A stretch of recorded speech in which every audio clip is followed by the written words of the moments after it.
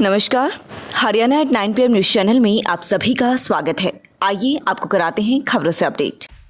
सड़क दुर्घटना में पुलिसकर्मी घायल। पिपली गांव के पास सड़क दुर्घटना में दिल्ली पुलिसकर्मी घायल हो गया। खरगोदा की वार्ड संख्या में 2 निवासी रविंद्र कुमार ने बताया कि वे दिल्ली पुलिस में हेड कांस्टेबल के पद पर कंछावला ड्यूटी करता है। जब वह अपनी ड्यूटी समाप्त करके मोटरसाइकिल पर खरगोदा आ रहा था तो पिपली गाँव के पास एक कैंटर ने उसकी मोटरसाइकिल को साइड मार दी, जिससे वह बुरी तरह से घायल हो गया। घायल अवस्था में उसे CHC खरगोदा लाया गया। प्राथमिक उपचार के बाद उसे PGI खानपुर रेफर किया गया। बाद में उसके परिजन रोहिणी दिल्ली में उसके पैनल में आने वाली रोहिणी दिल्ली के अस्पताल में इलाज के लिए गई। पुलिस ने शिकायत पर मामला दर्ज कर जांच शुरू कर दी है।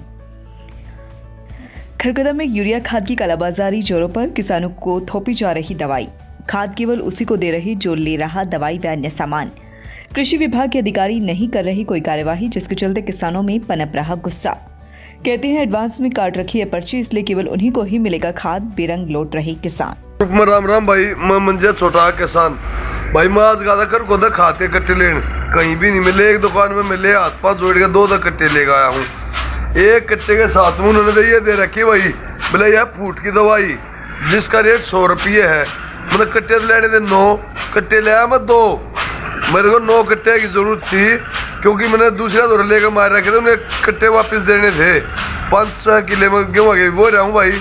ये भैया हमारे घर आ रही है तो या बेटी या बोली तू 2 कट्टे लिया था, कितने लिया था? तो मैंने इस तीनों बताई है। या कृष्ण की माँ भाई ससाने का अहमद है। मैं ये कट्टे की गिला ये देख लो, दो कट्टे के लिए 8 पैन दिए भाई। ये सबसे बड़े खेत जो खाद का डीलर है सिंगला, उससे भी मिले थे हमें सोनीपत में। ये बात है 31 तारीख की। और उसको कह भी आए थे भाई कार्रवाई करो और सत्ता न खड़ा करो। बीजेपी का एजेंट है वो। और भाई साहूकार आदमी हमने मान लाग रहे हैं। किसानों ने भाई बार बार अपील कर रहे हैं, मत हमारे साथ यह बुरा व्यवहार करो, क्यों इतनी नफरत पैदा करो। पहले में नाम भरे पड़े भीतर दे कि हम तो राम ने मार दिए, ऊपर दे महंगाई और बिला गेलिया दवाई। भाई ऐसा काम मत ना करो, जी लें दो। हमनू का है भी अपील करें या कोई धमकी नहीं दे रहे, कोई धमकी दे रहे। हमारे बालक बदमाश बने भूखे मरते। अरे छर्राउन बटे कहें जो हमारा किसान आलो चूसन लाग रहा है। तो भाई हाथ जोड़ के अपील है, काम मत ना करो। इन प्रशासन से भी अपील है, ये बीजेपी सरकार से भी अपील है। अगर भाई जो इस वेले खाता है इन पर सख्ताई करो, रेड मारो, छापे मारो। ये क्यों बांधने लग रहे हैं इनका जिम्मेदार आ गए? किधर दवाई दें, किधर क्या कट्टा दें, किधर सल्फर ले जाए, क्या ती ले जाए भाई। अरे जरूरत रोटिया की और बिला बिला चावल ले जा। अरे क्या ती ले जा हम चावल भाई। परेशान होता कह रहा हूँ, वैसे नहीं कह रहा हूँ। और भाई किसानियों ने ना दौरे से पहुँचे तो मैं अपील करूँ हूँ, मेरी मदद करो। देखो ये मेरी गेले के जाती कर रही है सरकार। अरे दुकानदार कट्टे लेने का ये दिए हैं। ये 100 रुपये का एक पैकेट है, 100 रुपये का एक पैकेट है। आज से लेगा हूँ। आज दिनांक 7 तारीख दूसरा महीना 2022। कोई नहीं भाई पुरानी बात हो रही। हाल में ले गए घर आया हूँ कर को देते एक के दुकान में खाद मिला और मिला भी नहीं कहीं भी। बहुत परेशान हो लिए भाई। क्यों राम की क्यों और क्या मार गिरे गति। सिसाना गांव में बिजली मीटरों को घरों से बाहर करने का मामला तूल पकड़ता जा रहा है। उधर दूसरी तरफ बिजली निगम बिजली चोरी से निपटने के लिए सभी बिजली मीटरों को बाहर लगा रहा है, जबकि सिसाना गांव में बिजली मीटर बाहर निकालने का विरोध हो रहा है।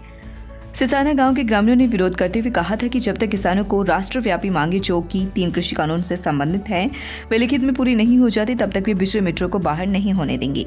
जबकि गांव में करीब 250 बिजली के मीटर बाहर किए जा चुके हैं, जबकि अभी करीब 90% बिजली के मीटर घरों के अंदर ही हैं। बिजली निगम का कहना है कि अगर सभी बिजली मीटर बाहर हो जाते हैं तो ग्रामीणों को बिजली मीटर की बेहतर सुविधाएं मिलेंगी।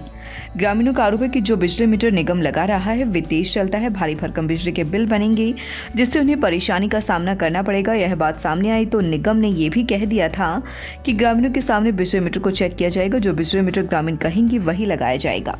यही है कि लगभग पूरे सोनीपत में मीटर बाहर आ चुके हैं। खरखौदा के ज़्यादातर गाँवों में काम चल रहा है, सिसाना में भी काम चल रहा है। अब जो लोगों का कहना है कि मीटर तेज चलते हैं, ऐसा कुछ नहीं है। मीटर नैक अप्रूव्ड लैब से वेरीफाइड है, अप्रूव्ड है। सभी जगह यही मीटर लग रहे हैं। जो बिजली ग्राहक कंज्यूम करेगा उसी का पैसा उसको देना पड़ेगा। इसमें अब एक और फ़ायदा है, 1 महीने में शुरू की 150 यूनिट लगेगी 2.5 रुपये, उसके बाद 250 यूनिट लगेगी 5 रुपये। ऐसे स्लैब बना रखे हैं गवर्नमेंट ने। और गांव में मेरे को लगता है महीने में 200 यूनिट यूज़ करते हैं, 200-250। तो इस हिसाब से लोगों का बिल कम आएगा। इससे एक और फ़ायदा है, ट्रांसफार्मर पर ज़्यादा लोड नहीं पड़ेगा, ट्रांसफार्मर जलने की समस्या कम हो जाएगी। तारों की जगह हम केबल लगा रहे हैं, तार टूटने की समस्या भी कम हो जाएगी। और इसमें एक और है, कंज्यूमर का जो इस समय जो ब्याज है उसको हम रोक देंगे। और अगर कंज्यूमर लगातार अपना 3 साल तक बिल भरता है तो ब्याज माफ़ कर देंगे। ऐसी और कई तरह की स्कीमें भी हैं। इसलिए हमें कंज्यूमर से यही रिक्वेस्ट है कि काम को चलने दीजिए, इसमें उनकी भी भलाई और हमारी भलाई। 300 मीटर, लगभग 250-300 मीटर हम सिसाना में बाहर कर चुके हैं। कितने रहते हैं? अभी जो 2700-2800 कंज्यूमर रह रहे हैं जिनकी मीटर बाहर करने बाकी है। अभी कार्रवाई यही है, हम पहले एक बार सरकार के सभी हमारे जो SDM साहब है, तहसीलदार साहब है, इन सब को उनको जो वहाँ के जो नेता हैं उनसे मीटिंग करेंगे, बैठक करेंगे, उनसे बात देखते हैं क्या करते हैं। फिर हमारे सीनियर अधिकार को भी इंटीमेट करेंगे। मेरा एरिया सैदपुर सब डिवीज़न है, जहाँ पे तकरीबन सभी गांव में काम चल रहा है और समुद्री काम चल रहा है। लोगों को इस योजना के तहत जो भी सुविधाएँ मिलनी है उनको सभी को अच्छे से समझा दिया गया है और सभी इनको भलीभांति लेने भी लग रहे हैं। हर जगह काम चल रहा है और ये सरकार की योजना है तो पूरे हरियाणा की है, जिसमें सिर्फ हमारा सोनीपत ही पिछड़ा हुआ है और सोनीपत में सिर्फ खरखोदा सब डिवीज़न पिछड़ी हुई है। तो अच्छी चीज़ ये है, इसमें ट्रांसफार्मर जलने की हमारी जो समस्याएँ थी वे ख़त्म, और यहाँ तक कि फ्यूज़ भी नहीं उड़ेंगे किसी गांव में, जो हमें समस्या रहती है कि भाई हमारे लोग टाइम पे कंप्लेंट अटेंड नहीं करते, तो कंप्लेंट ही नहीं होंगी। तो इस हिसाब से काम चल रहा है इसमें, तो इसको आगे बढ़ाना चाहिए। आपका शुभ नाम जी? अशोक कुमार। मुझे ग्राम सिसाना 2, आज सिसाना गांव 2 में दोनों गांवों की ग्राम सभा बुलाई गई, जिसमें कम से कम आदमी होंगे 400-500 आदमी थे।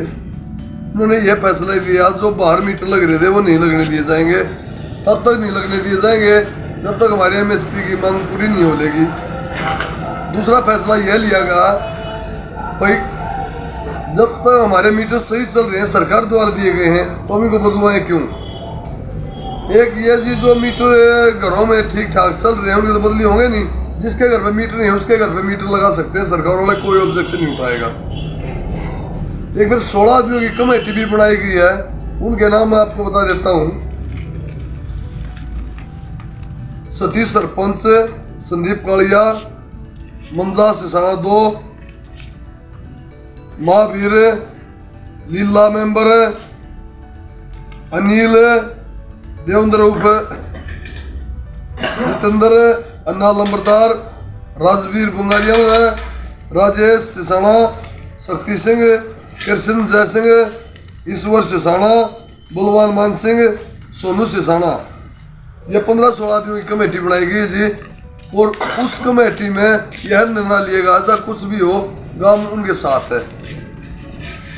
गांव दोनों गांवों की एक आवाज़ है, मीटर बिल्कुल बाहर नहीं लगने दिए जाएंगे, चाहे कुछ भी हो जाए तब तक नहीं लगेगा जब तक MSP की मांग पूरी नहीं हो लेगी। और जिसके मीटर ठीक ठाक चल रहे वो भी नहीं बदले होंगे। और हम SDO साहब को एक और सूचना देना चाहते हैं, जो चोरी हुआ करती तार बदली हो गया, करना तो डाला ही नहीं। 60-70% चोरी तो रुक गई। जो बाहर से आंकड़ा डाल के चोरी करते थे, ग्राम ने यह कहा कि भाई हमारी चोरी है तो 60% बंद होगी, भाई गांव चोरी करे हरता। तो दिक्कत क्या है कि जो आदमी बिल भर रहे हैं, मीटर अंदर ठीक ठाक चल रहे हैं, तो उनके मीटर नहीं बाहर निकलने देंगे, और जिसका मीटर नहीं है उसके भी अंदर लगा दो। यह फैसला लिया गया जी, धन्यवाद। PWD रेस्ट हाउस में ब्लॉक स्तर के B&R वर्कर्स यूनियन की बैठक आयोजित की गई। ब्लॉक प्रधान सतीश कुमार ने कर्मचारियों को संबोधित करते हुए कहा कि कच्चे कर्मचारियों का कौशल रोजगार में नाम शामिल किया जाए, इसके साथ कच्चे कर्मचारियों का वेतन समय पर दिया जाए, रेगुलर कर्मचारियों की LTC व 6 महीने का साबुन ही उपलब्ध करवाया जाए। कर्मचारियों ने अपनी मांगों को लेकर रोष प्रकट करते हुए सरकार के विरोध में नारे लगाए। इस मौके पर मोहन सिंह, विष्णु भारद्वाज, धूप सिंह, राम प्रसाद, राजवीर, सुनील, सुनीता, भान सिंह, धर्मेंद्र, मुकेश, जयसिंह, अंकित, आशीष, वीरेंद्र सिंह, विकास मौजूद रहे। खरगोदा के सापला मार्ग पर स्थित एपी गर्ल पब्लिक स्कूल में गायक लता मंगेशकर के निधन पर एक शोक सभा का आयोजन किया गया। इस शोक सभा के दौरान 12वीं क्लास की छात्रा कनिका ने उनका एक गीत प्रस्तुत कर उनको श्रद्धांजलि दी। इस मौके पर स्कूल डायरेक्टर मनोहर लाल गर्ग ने शोक संदेश दिया।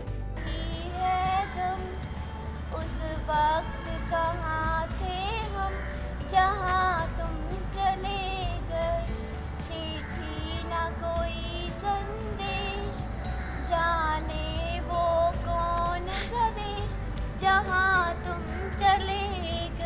सिसाना गांव के दहिया खाप चालीसा के चबूतरे पर 3 पंचायत हो चुकी हैं। अब महापंचायत बुलाई है। इस मामले में दहिया खाप के एक प्रधान सुरेंद्र दहिया ने प्रेस कॉन्फ्रेंस कर कहा है कि जिस पंचायत में 13 फरवरी को महापंचायत रखने का फैसला लिया गया है और समाज सेवी रिटायर्ड एक्शन धर्मवीर दहिया ने उनकी जिम्मेवारी ली है। दरअसल उस पंचायत के बारे में उनसे किसी ने राय ही नहीं ली। 13 फरवरी को उनका काम है। वे धर्मवीर दहिया का मान सम्मान करते हुए अपील करते हैं कि 13 फरवरी का दिन छोड़कर किसी भी दिन महापंचायत होगी तो वे जरूर पहुंचेंगे। सोनीपत उपायुक्त ने गोरड गांव स्थित गोरखनाथ धाम में पूजा अर्चना कर सुनी ग्रामीणों की समस्याएं। सोनीपत डीसी ललित सिवाच ने गांव गोरड के पवित्र गोरखनाथ धाम का दौरा किया। उपायुक्त ने अपनी धर्मपत्नी सरिता सिवाच के साथ बाबा गोरखनाथ की पूजा अर्चना करते हुए ग्रामीणों की मांगों व समस्याओं की सुनवाई भी की। उन्होंने मौके पर ही अधिकांश मांगों को पूरा करवाते हुए ग्रामीणों को भरोसा दिया कि उनकी सभी समस्याओं को दूर करवाया जाएगा। उपायुक्त ललित सिवाच गाँव गोरड स्थित गोरखनाथ धाम में ग्रामीणों से रूबरू हुए। ग्रामीणों ने गोरड से रोहतक तथा गोरड से सोनीपत के लिए हरियाणा रोडवेज की बस सेवा की बहाली की मांग की। इस पर उपायुक्त ने मौके पर ही हरियाणा रोडवेज सोनीपत डिपो के महाप्रबंधन से बात कर गोरड से सोनीपत बस सेवा को तुरंत शुरू करवाया।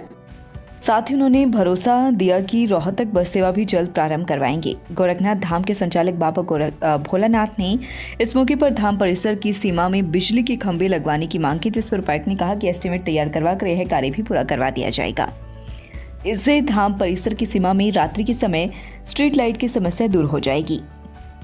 इसके साथ ही ग्रामीणों ने मांग की कि खेतों में खड़ा पानी निकलवाया जाए। ग्रामीणों का कहना था कि जल निकासी की उचित व्यवस्था आवश्यक रूप से करवाते हुए विशेष गिरदावरी करवाई जाए। उपायुक्त ने गंभीरता से सुनवाई करते हुए गिरदावर नरेंद्र को इस संदर्भ में जरूरी निर्देश दिए। साथ ही उन्होंने कहा कि समस्या के स्थायी समाधान के लिए प्रयास किए जाएंगे। जब तक समस्या के समाधान के लिए डीजल पंप सेट लगवाकर पानी निकासी का प्रबंध करवा दिया जाएगा। उपायुक्त ने ग्रामीणों को भरोसा दिया कि उनकी सभी मांगों को पूरा करके समस्याओं को दूर करवाया जाएगा। इस मौके पर जोगेंद्र आंतिल, निजी सहायक सुनील, बाबा भोलानाथ सहित गाँव के गणमान्य व्यक्ति मौजूद थे। आपके अपने विश्वसनीय ट्यूलिप हॉस्पिटल सोनीपत में emergency care services. When you need it, where you need it. Through 24/7 running command. For information, please contact 705-65-11111.